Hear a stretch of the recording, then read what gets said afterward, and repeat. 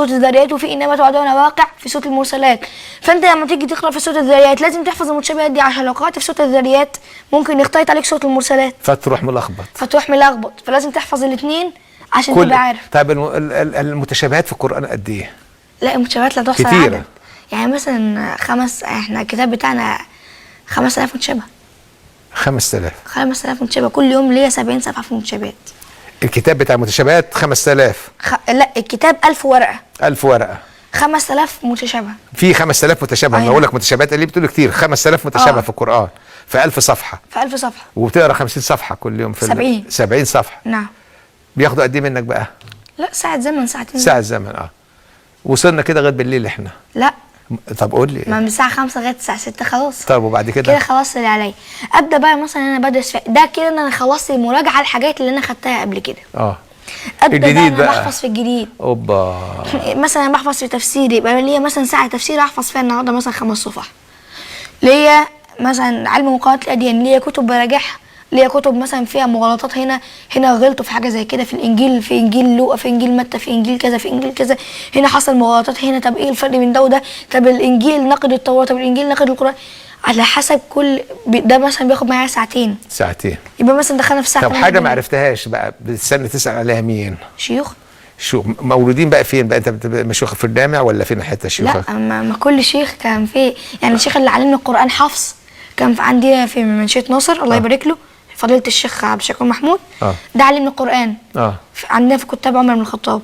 جيت بعد كده اتعلمت القراءات على ايد الشيخ سيد هارون ابو الدهب والشيخ علي محمد توفيق النحاس وفضيله الشيخ مصباح ابراهيم الشيخ. جيت بعد كده اتعلمت الحديث على ايد الشيخ وحيد عبد السلام بالي. وبعد كده خدت اجازات في حفظ من الشيخ عبد الفتاح مدكور والشيخ ياسر الزغبي. فكل شيخ ليه حاجته. وطبعا كل شيخ من دول ابعد من التاني. يعني مثلا الشيخ سيد هارون كان في الجيزه، الشيخ مصباح كان في كنت بتروح المشوار ده كل يوم؟ طبعا. احنا كنا من كتر كنا ساعات ممكن نقيم هناك. احنا قعدنا 6 اشهر بره البيت عند الشيخ. الشيخ كان عامل مجمع اسلامي، قاعدين بره البيت 6 اشهر. بسم الله ما شاء الله. بعد كده مثلا الشيخ مصباح ابراهيم الشيخ ده في كفر الشيخ، نروح كفر الشيخ على حسب كل شيخ موجود فيه. طيب وصلنا احنا لغايه الساعه 7 اقول كده؟ الساعه 8 بالليل. طيب خلصنا بقى كده ولا لسه في حاجه تانية؟ لا اتعشيت كده مثلا اتعشى مثلا لغايه الساعه 9 اصلي العشاء. والمغرب طبعا صليته؟ نعم المغرب صليته؟ طبعا. اصلي العشاء لغايه الساعه مثلا 9 وخلاص كده خلصت يومي. لو انا ما قصرتش في حاجه من الحاجات دي بقى ليا مثلا لعبه ترفيه ساعه. تعمل لي بقى في الساعه ديت؟ العب فيها مثلا مع اخويا، العب فيها مثلا مع ابن تطلع بره؟ لا ما فيش طلوع بره خالص، احنا في كنترول. الله اكبر على الكنترول. ما اطلعش بره ليه؟ لاني لو طلعت بره ممكن اتاثر بالناس اللي بره. مثلا واحد شتم شتيمه كده، واحد قال لفظ مش كويس، فممكن اتاثر بيهم. فاحنا عاملين كنترول ان احنا من البيت للجامع للعلم مالناش دعوه بالكلام ده كله خالص. ماليش دعوه. انا العب مثلا بابايا مثلا. تلعب ايه بقى؟ في ايه تعمل؟ يعني مثلا العب كوره، احنا عندنا فسحه كده بتلعب فيها. تلعب كوره مثلا. انا تعرف تلعب ولا لا؟ الحمد لله. طب والله الحمد لله. برضه كان من ساعه حضرتك كنا في الحلقه اللي فاتت كابتن ابو تريكه قابلني، هو كابتن اسامه حسني وقعدت معاهم. وانت رحت النادي الاهلي هناك؟ كابتن اسامه بدري وايام ما كان ماسك. انت اهلاوي مش كده؟ اهلاوي صميم. وعاجبك الاهلي كده انت؟ عاجبك متعالد مع مولوديه اهوت؟ الحمد لله. طيب بتلعب شويه كوره، تيجي بقى تنام الساعه كام بقى؟ على نص ساعه كده ساعه وبعد كده ابدا انام عشان اصحى بكره بدري. طيب ايام المدرسه بقى الفيلم ده كله بتلخبط، بتعمل ايه؟ ولا انت ما بتروحش بقى المدرسه؟ لا طبعا ما ينفعش ما اروحش المدرسه. انت في سنه ايه دلوقتي يا شريف؟ انا رايح اولى اعدادي. اولى اعدادي. فانا مثلا في المدرسه طبعا بصحى الساعه 6 الصبح، بروح على الباص. بدل ما انا في الباص بقعد العب مع ده واهزر مع ده وبتاع، لا انا معايا مصحفي اراجع البورد بتاعي. تخبط لك جزء ولا حاجه يعني؟ تقرا لك جزء ايه؟ احنا مثلا عقبال ما نروح المدرسه. هي المدرسه فين؟ هي المدرسه في مدينه نصر. بنروح المدرسه مثلا المدرسه في مدينه نصر، عقبال ما نروح نص ساعه مثلا. ده مثلا جزء. عقبال مثلا ما يضرب طابور الصباح نص ساعه. ومثلا الحصص الفاضيه في المدرسه مثلا الاستاذ غاب كده ولا كده نص ساعه. يبقى ايه؟ يبقى انا بدل ما انا هروح البيت يبقى عليا لسه 6 اجزاء. خلص 3 قول. خلص مثلا 3 في المدرسه يبقى انا عليا 3 بس. والله. وطبعا بيبقى اقل في الورد. ليه؟ معايا مثلا في المتشابهات مثلا بدل 70 بيبقى مثلا 45 مثلا في طب انت بتستفيد في المدرسه دي؟ طبعا. بقول بتستفيد ايه؟ انا مدرستي كانت من افضل المدارس اللي هي مدرسه المجمع، مدينه نصر النموذجي، والعميده بتاعتها ربنا يبارك لها الاستاذه سميه كانت مخليه المدرسه رقم 1. احنا سيبنا دلوقتي من النظره، بس انت ايوه احنا في المدرسه كنا بنتعلم تعليم صح. انت دلوقتي في المدرسه يعني انت النهارده وانت تحفظ القران الكريم، وانت تحفظ 11,000 حديث، وانت تحفظ القراءات، وانت تحفظ المتشابهات، وانت تحفظ الكلام ده. المفروض ان احنا نخش بقى كان دلوقتي على طول على حاجه انت بقيت اكبر من الحاجات دي كده يا شيخ شريف. بص حضرتك يا استاذ ابراهيم، وانا والله العظيم احنا لما المدرسه قال لك في قانون حكومي ومش هينفع تتعدى كلام زي كده.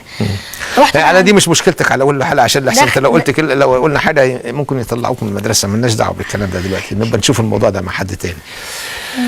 ما هو يعني بس عايز اقطع كلام الشيخ شريف. انا النهارده الثابت يقينا بفضل ربنا سبحانه وتعالى ان انا امام عبقريه. الله يجزاك.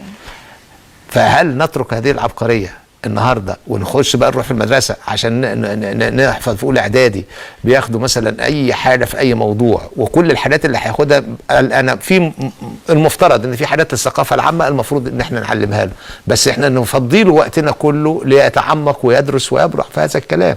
هذا الكلام اللي هو بتاع الناس العباقره المفروض يبقى لهم حاجه. دي حدوته ثانيه عشان الوقت اصله قليل. ما علينا يا شيخ شريف. طيب انت قريب قوي انا قريت في الجورنال، كان في الاهرام كانوا عاملين، ورحت الاهرام كان في المسابقه بتاعت الخرافي ولا كانت مسابقه الخرافي الثانويه.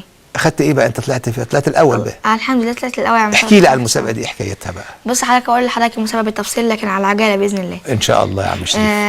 انا في الاول دخلت مسابقه على مستوى القاهره. وبفضل الله خدوا 3 من القاهره، كنت الاول عليهم. بانبهار المشايخ الحمد لله. ده كله في القراءه، في الحفظ ولا في الحفظ ومتشابهات وكل شيء؟ كل حاجه بيسالوكوا فيها؟ كل حاجه. اوبا. حفظ ومتشابهات وكل شيء. بس وبيخشها بقى اي حد في اي سن بقى؟ يعني كان ناس كبار معاك؟ كان مستويات، يعني مثلا انا كنت في سن الاطفال لغايه مثلا 14 سنه. في سن تاني سن الكبار لغايه مثلا 35 سنه. طلعت الاول اللي انت على في سنك؟ في سني. اللي دخل في سن دي بقى 50,000 متسابق. بسم الله ما شاء الله. في القاهره دخل 50,000، خدوا من على مستوى المحافظه خدوا 50,000، على مستوى الجمهوريه خدوا 3 من القاهره. يعني من 50,000 دخل المسابقه 50,000. مثلا المسابقه دخل على مستوى مصر 50,000. خدوا من محافظات، من كل محافظه. خدوا من المحافظات كلها 300. تمام. بعد ما خدوا من المحافظات كلها 300 خدوا من كل محافظه 3. وبعد كده كنت انا الحمد لله كنت الاول على ال3، وطبعا المشايخ كلها انبهرت بيا. دخلت بصفي دلوقتي على مستوى على المحافظات بقى. على مستوى الجمهوريه. دخلت مستوى الجمهوريه، المشايخ كلها انبهرت الحمد لله. انبهروا ليه بقى؟ عملت ايه يا اخويا؟ قول لي. لان انا الحمد لله دخلت مثلا كان بيسال طبعا كل مرحله سألك. طب قول لي ايه اللي في الامتحان النهائي بقى؟ قول لي كده في الامتحان. مراحل الامتحان لان انا صفيت 4 تصفيات. طيب خليني في التصفيه الاخرانيه. قول لي في التصفيه الاخرانيه. التصفيه الاخرانيه كان فيها متشابهات الصعبه، يعني مثلا لما يقول لي ان سالت في ايه؟ مش مثلا قول لي انا سالت في كذا. يعني قال لي مثلا الا الذين امنوا وعملوا الصالحات. في 4 مواضع فيها. في 4 مواضع. ان الذين امنوا وعملوا الصالحات. الا الذين امنوا وعملوا الصالحات. في فرق بقى. في فرق بين الا في فرق بين ان. لو لخبطتي دي مكان دي يبقى انت سقطت. خلاص. انما هي الا في 4. الا في 4 في اول ايات، وفي واحده 5 في نص الايه. فلما تيجي تقول مثلا ده في القران كله. في القران كله بقى بيسالك في القران كله. الا الذين امنوا وعملوا الصالحات. ففي واحده في سوره الشعراء الا الذين امنوا وعملوا الصالحات وذكروا الله كثيرا وانتصروا من بعد ما ظلموا. في واحده في سوره الانشقاق الا الذين امنوا وعملوا الصالحات لهم اجر غير ممنون. في واحده في سوره التين الا الذين امنوا وعملوا الصالحات فلهم اجر غير ممنون. في واحده في سوره العصر الا الذين امنوا وعملوا الصالحات وتواصوا بالحق وتواصوا بالصبر. في واحدة بقى 5 اللي هي في نص الآية اللي هي إلا الذين آمنوا وعملوا الصالحات وقليل ما هم وظن داود أننا فتناه فاستغفر ربه وخر راكعا وأناب في سورة صاد. فدي متشابهة مكونة من 5 مواضع. 4 في أول آية دول سهلين، الخامس بقى ده في اللي محشورة في النص دي بقى اللي يجيبها ده بقى اللي هو يكون متمكن في المتشابهات. فقالوا لك عادي جبتها أنت. مثلا قال لي إيه الاصطفاء في القرآن؟ يعني الواحد مثلا ممكن يقول لك إيه إن الله اصطفى كمل، لكن لما يقول لك صفة يعني مثلا اذكر لي الصبر في القرآن، الصدق في القرآن، هو قال اذكر لي صفة الاصطفاء يعني اصطفينا في القرآن ذكرت لهم كلهم. مثلا كم واحدة كانوا؟ لا ده كتار يعني مثلا يدخلوا في 20 واحدة. طب قول لي انت ايه قلت ده؟ يعني مثلا ان الله اصطفى ادم ونوح وآل ابراهيم وآل عمران في سورة آل عمران ان الله اصطفى لكم الدين، دين في نص الايه برضك ان الله اصطفى لكم الدين فلا تموتن الا وانتم مسلمون. جيت عندي بتاعت سوره صاد اللي هي وانهم عندنا لمن المصطفين الاخيار، قال لي هات لي قبلها بصفحه. قبلها بصفحه بقى؟ قبلها بصفحه اللي هي عند واذكر عبدنا ايوب اذ نادى ربه، قال لي هات لي قبلها بصفحه. هو انت لما قال لك صفحه بتبقى القران قدام عينك؟ بيبقى انت حافظه قدام عينك؟ بص حضرتك، كان في عالم جليل قال ان القران العين مكنه تصوير للقران او لاي كتاب، ده عباره عن مكنه تصوير.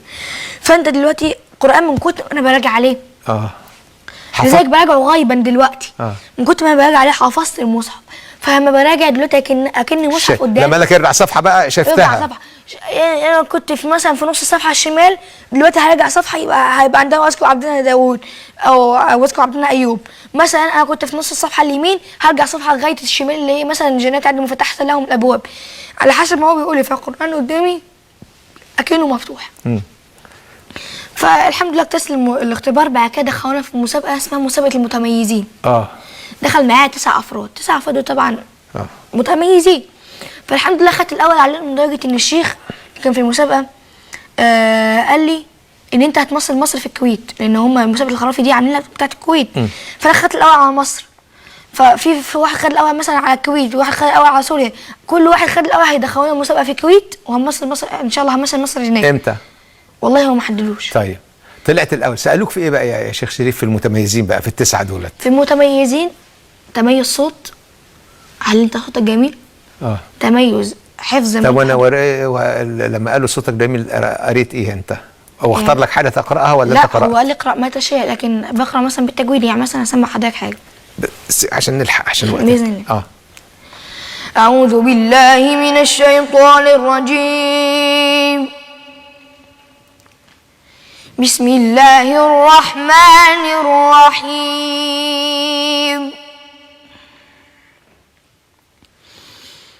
إن هذا القرآن يهدي للتي هي أقوم ويبشر المؤمنين الذين يعملون الصالحات